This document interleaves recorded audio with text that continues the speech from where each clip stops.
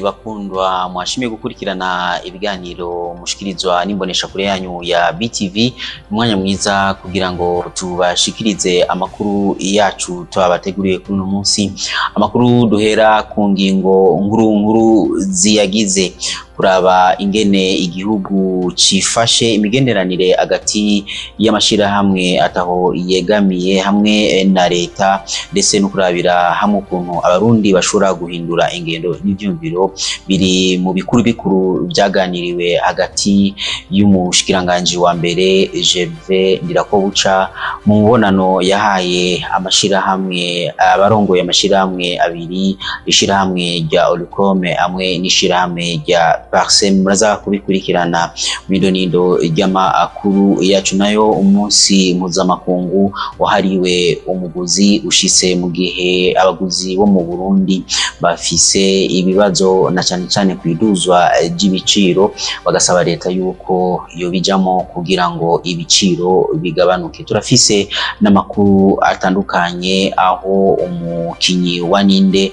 Rurangiranwa Vunga Dasio yaraye ashengeye ibukama. Abakinyi ba Ninde bakavuga bati bazomurukira kuri vyinshi. Turafise n'andi makuru menshi mu kanya idonido.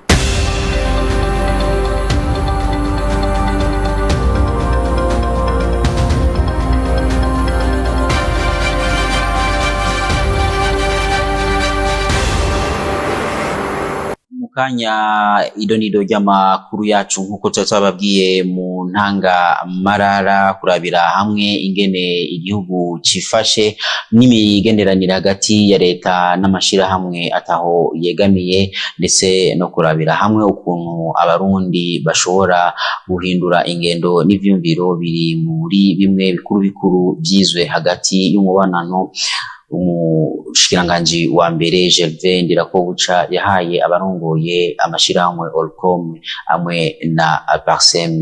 Aha dukurikirane urongoye ishirahamwe Parsem, Faustin Ndikumana. Wari umubonano twifuza kuva kera kugira ibibazo by'igihugu dushiruza turabiganira n'abategetsi, na cane cane mu rwego rwo hejuru nk'umushikiranganji wa mbere. Mu byo twaganiye mu bintu bitatu. Ubwa mbere twarabiye hamwe ingene igihugu cifashe mu bisata bitandukanye, ingorane gifise. Turabonera hamwe yuko igihugu gifise ingorane zihari ziboneka kandi zagisinzikaje, abantu bahora mu ngendo mbi isinzikaza igihugu. Ibi byose turabona ko byose by'ibiciro, byose by'ubukene, byose biza ni nk'ingaruka zuko kuntu abantu bagiye mu ngendo mbi zo kudatsimbataza intwari ibereye mu bisata byose bitandukanye. Ibyo rero yabaye intambwe ko twashoboye kubibona kumwe, turabibona kumwe kwari uko kwasigaye inyishu yo gufashanya kubitorera. Mugabo cyaraduhimbaye, hamwe bavuga bati umwe yabibona ukundi ayibona uku, hamwe bavuga tuti uja gukira ingwara arayirata. Twese twarabonye tuti nukuri mu bisata byose igihugu kirasinzikaye. Kigira kabiri twarabiye hamwe imigenderanire yari ihari, hamwe yigenga na leta. Hanyuma turarabira hamwe turavuga tuti hari hagahitiye ibitameze neza, aho usanga twe tuvuga tuti leta iraduhotera, iratubuza ibi, leta nayo ngo wanguha, ngo mwebwe ngo mukorana n'abagwanya ubutegetsi, muri vyitso by'abansi b'igihugu, muri abansi byose. Turavuga tuti ako kahise rero gahitiye tugahebe, turabe imbere dukorere hamwe. Twese twaza dukorera umugabo umwe yitwa igihugu c'u Burundi. Ca gatatu nuko twashimye yuko yavuze ati burya rero ishirahamwe Parsem gishinzwe guhamagarira abantu ngo bahindure ingendo n'ivyiyumviro kugira dushikira iryo terambere. Ati burya iryo shirahamwe rifise akamaro kanini muri ibi bihe. Ati byo fasha leta mu bintu bidasanzwe, mu kwigisha kuva hejuru no gushika hasi, mu guterera ivyumviro, mu gufata, mu guhindura abantu kwerekana ibitegeza gukorwa n'ikati. Burya muri leta twebwe turafata inyoshe turoriyana ibintu bwa turakeneye abadufasha kubisasiriza kubisigura kugira iki kandi harimo n'ubumenyi bwo kubitahura kugira n'abari barashitsa n'abatavyumva bashoboye kuvyumva ati kandi turasaba yuko ibyo bitabo muza murandika y'amanalize canke n'ibiki muza murabiturungikira kugira mwabivuze tubikorere ko turaraba natwe ngene ingingo twoshobora kuza turafata. Mpuzamakungu wahariwe umuguzi ushise mu gihe umuguzi w'umurundi afise ibibazo byinshi na cyane cyane iduga ry'ibiciro, abaguzi bagasaba leta yuko yobafasha kugira ngo ivyo biciro bigabanuke. Jules Verne Nakimana. Umunsi mpuzamakungu wahariwe umuguzi mu Burundi ushitse mu gihe ibiciro vyaduze biteye ubwoba uko bishikirizwa n'abanyagihugu bariko basumira mu isoko yo kwa Siyoni, aho mbere basa n'abihebuye. Byifashe neza cyane kubera ibiciro byaraduze, umuceri n'ibiharage byarazimvye, kandi mu Burundi nk'abantu bo mu gisagara ca Bujumbura batunzwe n'umuceri n'ibiharage. Umuceri wa makeya n'ibihumbi 4, ikiro cy'ibiharage n'ibihumbi 3,5, ikiro c'intete z'ibigori caragurwa amafaranga 800, 700. Mugabo ubu unyi kwidepo naragiye kubaza ikiro c'intete n'amafaranga 1,800, 1,900. Amakara ubu unyi nta makara ya sense batanga guhera ku 1,000. Ushaka kugura amakara y'igihumbi ngo uteke ibiharage n'umuceri. Mu kuvuga mu Burundi ntivyifashe neza. Gufise abana 5, abana 3, ushaka kugira 5 gusume. Urumva ko mu Burundi nyene bitoroshe, ariko nk'abarundi no hamagara abarundi kugira ngo bahaguruke dusenga Imana, duhamagara Imana kuko ibihe ntivyifashe neza. Ibiciro n'akamaramata yego ibiharage nivyo nta bihari n'imiceri isikirenga, muri ibiciro byaraduze cyane kubera n'ababizana bidoga nkuko natwe abanyagihugu bidoga.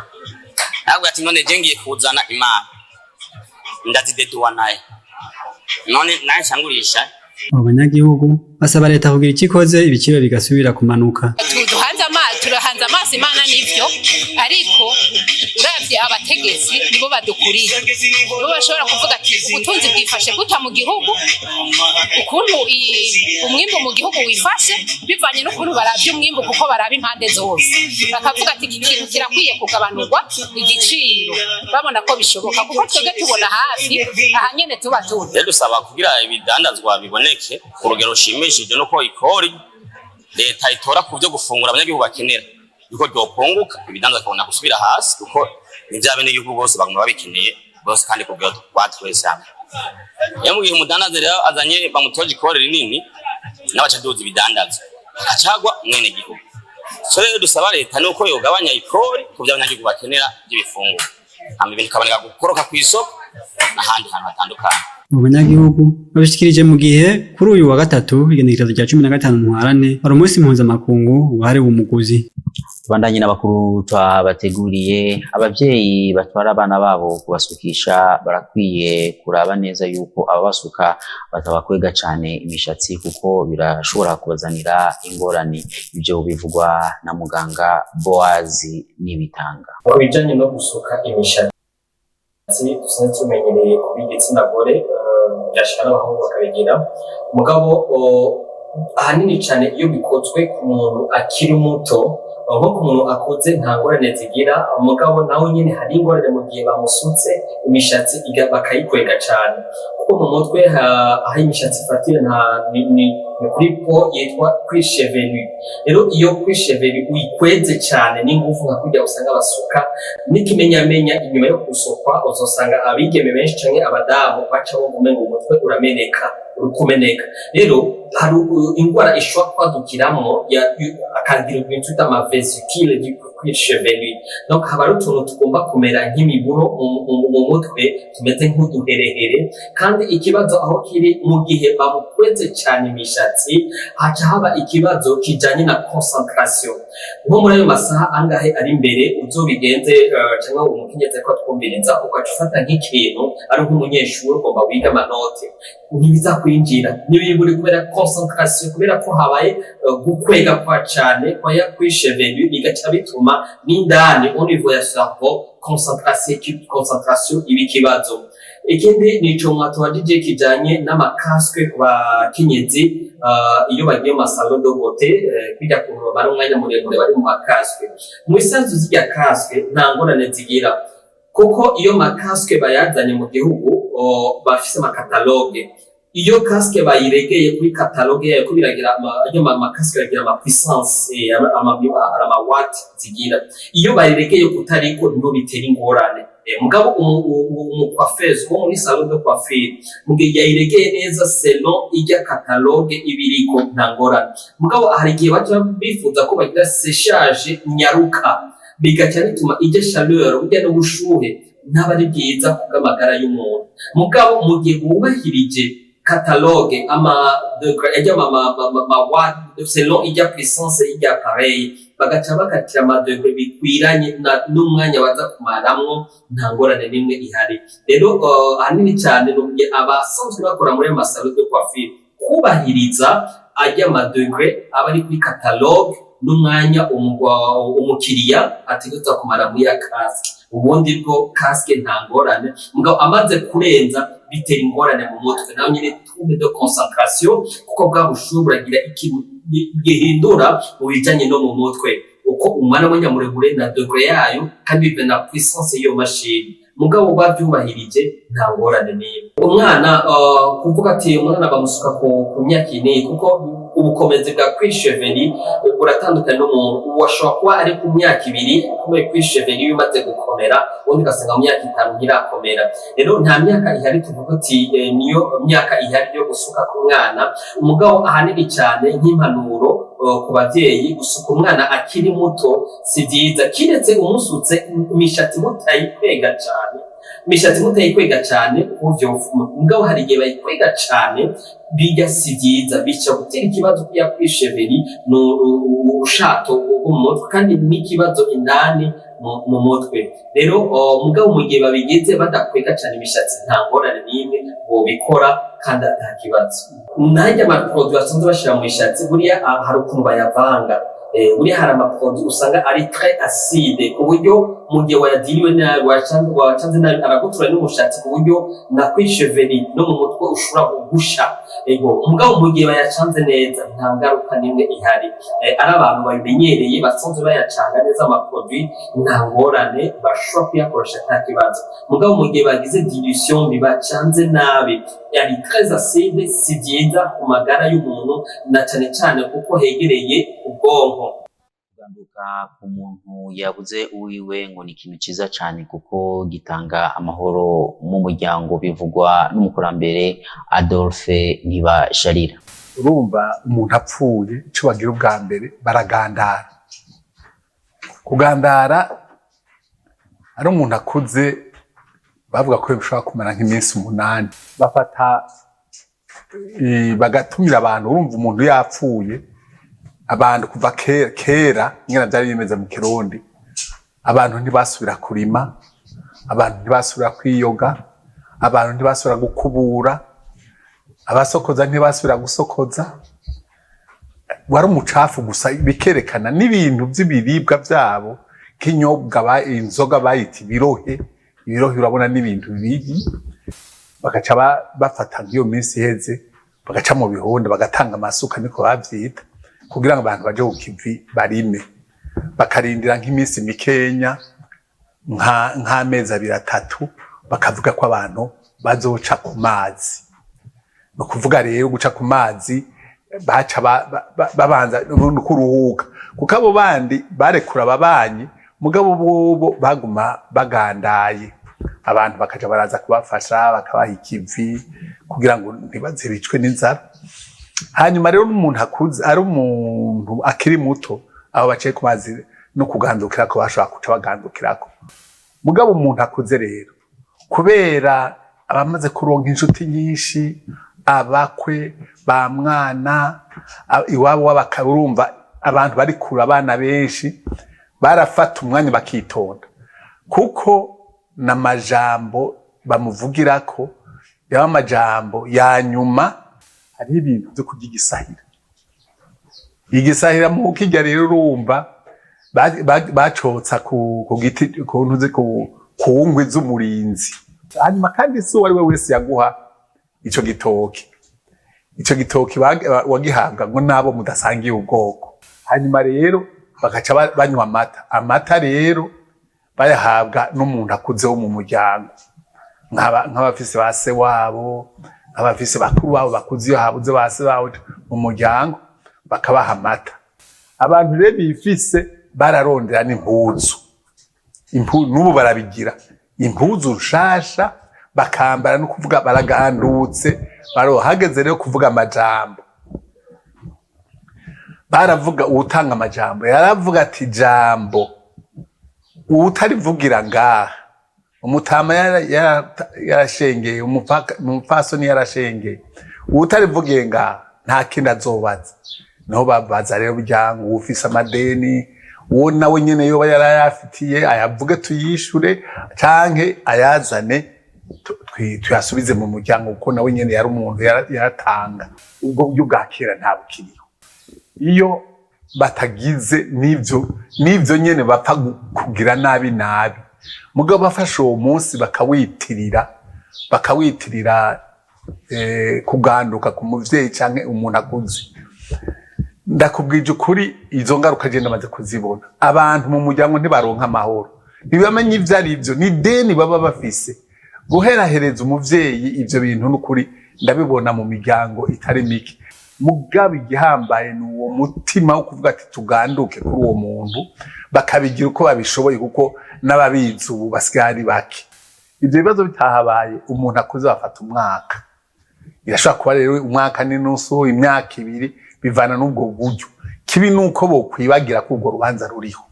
Ego unufashe iminsi y'amezi nka 2-3 ntibakwemerera n'abajyango, bakubwira ati wihutira iki kuganduka umutama reka imizi y'ibiri kure babanze bitonde namwe mutegure neza urubanza muronke n'ivyo muha abantu.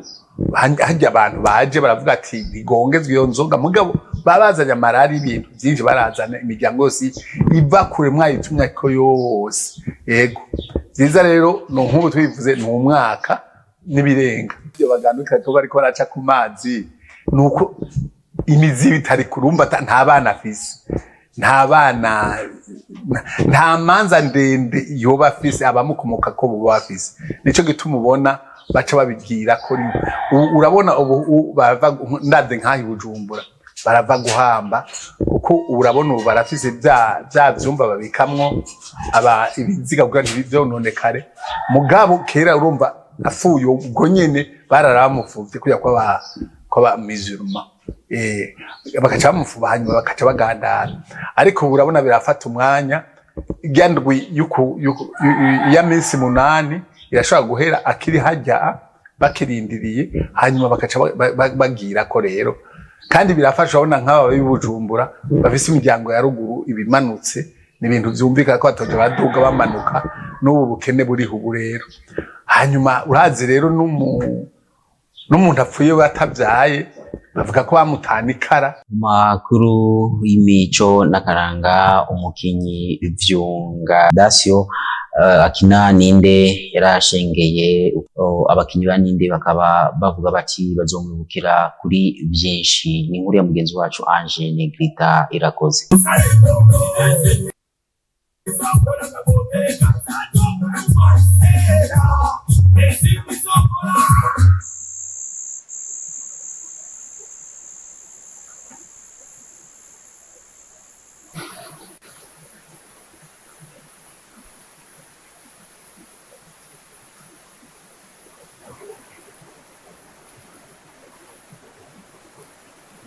Anitarawa mugo ihiye ndayimara yose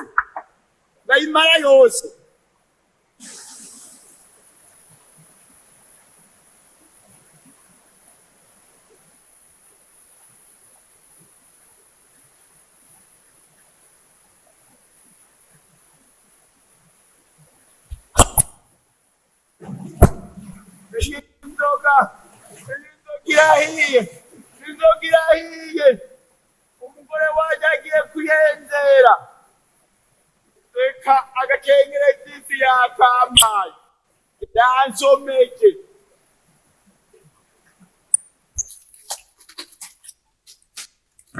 Aya naho ayije nayiganyira bishe.